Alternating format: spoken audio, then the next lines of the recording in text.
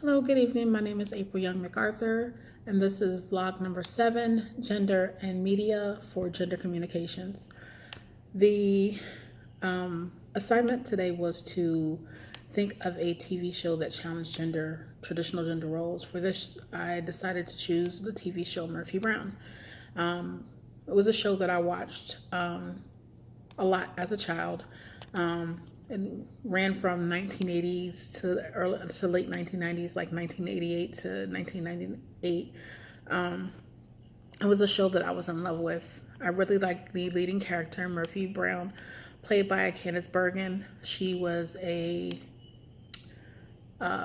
journalist who really was strong-willed, determined, very modern, didn't take no for an answer, was one of the older female anchors, and some of her peers, one was an ex-beauty queen, another one, her boss was fresh out of Ivy League and became like a manager of the news station. So it definitely showed how gender played a role as far as business. But then one of the things that I didn't realize until I was older was how she, during the show in the 80s and 90s, decided to go and have a child and raise it on her own.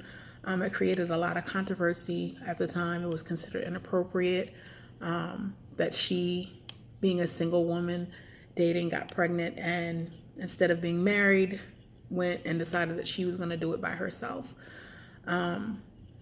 Also, one of the characters in the show,